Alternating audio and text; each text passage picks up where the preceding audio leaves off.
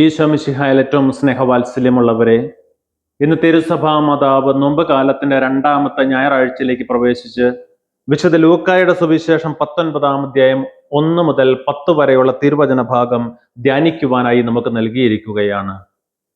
സക്കേവൂസിന്റെ മാനസാന്തരത്തിന്റെ ഭാഗമാണ് നാം ഇന്ന് വായിച്ചു കേൾക്കുക. സുവിശേഷത്തില് സക്കേവൂസ് ചുങ്കക്കാരനും ധനികനുമായിരുന്നു. എന്നാൽ ഈശോയെ കാണുവാനായി അവൻ അത്യധികം ആഗ്രഹിച്ചിരുന്നു.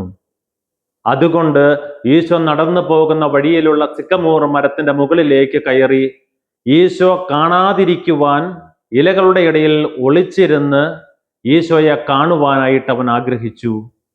പക്ഷെ നടന്നു പോകുന്ന വഴിയിൽ ഈശോ ആ സിക്കമോർ മരത്തിന്റെ ചുവട്ടിൽ നിന്നിട്ട് മുകളിലേക്ക് നോക്കിക്കൊണ്ട് സക്കേവൂസ്, നീ ഇറങ്ങി വരിക എന്നവനോട് പറയുകയാണ്.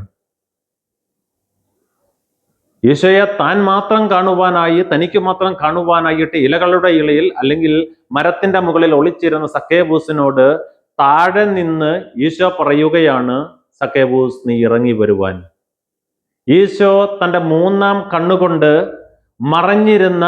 യഥാർത്ഥത്തിൽ മറഞ്ഞിരുന്ന സക്കേവൂസിനെ കാണുകയും സക്കേവൂസിനോട്, സക്കേവൂസിന്റെ ഹൃദയം കണ്ട്, മനസ്സ് കണ്ട് സക്കേവൂസിനോട് ഇറങ്ങി വരുവാനായിട്ട് പറയുകയാണ്.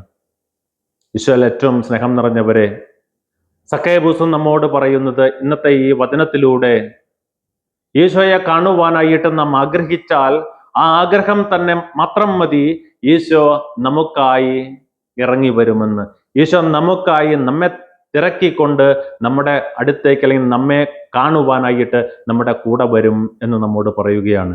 അതുകൊണ്ടാണ് സക്കേവൂസിന് ഈശോയെ കാണണമെന്ന ആഗ്രഹം കൊണ്ട് ഈശോ നടന്നു പോകുന്ന വഴിയിൽ ആ മരത്തിന്റെ മുകളിൽ കയറിയപ്പോൾ ആ ആഗ്രഹം മനസ്സിലാക്കിയ ഈശോ സക്കേവൂസിനെ കാണുവാനായിട്ട് സക്കേവൂസിനോട് പറയുകയാണ്, താഴേക്ക് ഇറങ്ങി വരാൻ. ഈശോയിൽ പ്രിയപ്പെട്ടവരെ, നാം ഓരോരുത്തരും ഈശോയെ കാണണമെന്ന് ആഗ്രഹിക്കുന്നവരാണ്. പ്രത്യേകിച്ച് ഈ നോമ്പ് കാലത്ത് നോമ്പും പരിത്യാഗവും ഒക്കെയായി നാം ഈശോയുടെ പിന്നാലെ പോകണമെന്ന് നാം ആഗ്രഹിക്കുന്നവരാണ്. വചനം ജീവിക്കണമെന്ന് ആഗ്രഹിക്കുന്നവരാണ്.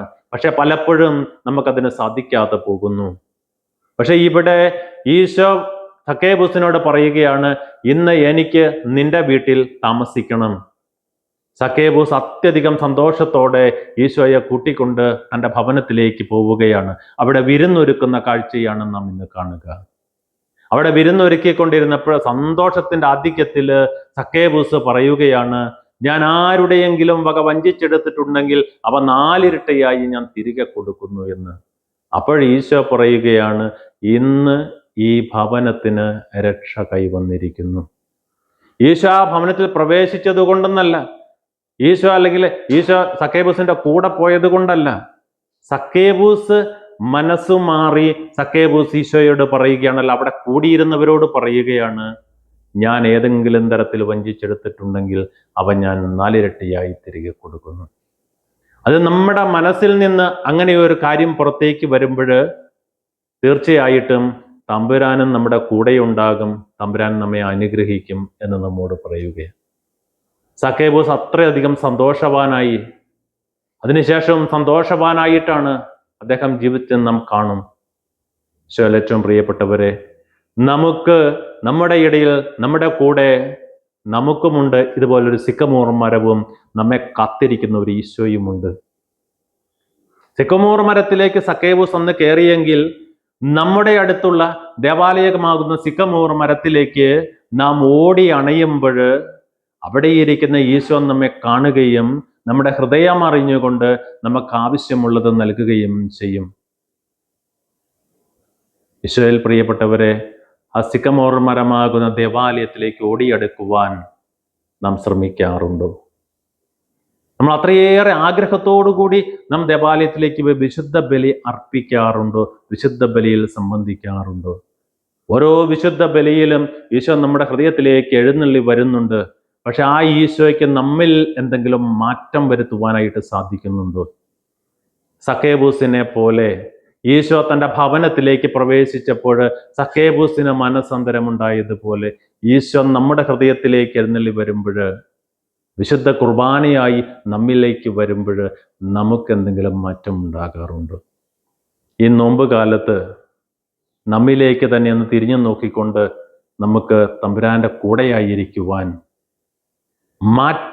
മാറ്റമുണ്ടാകുവാനായിട്ട് തമ്പുരാന്റെ മുമ്പിൽ തന്നെ നമുക്ക് പ്രാർത്ഥിക്കാം.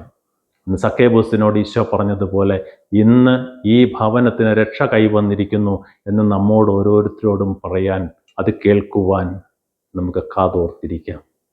നല്ലൊരു ദിവസം ആശംസിക്കുന്നു. God bless you all.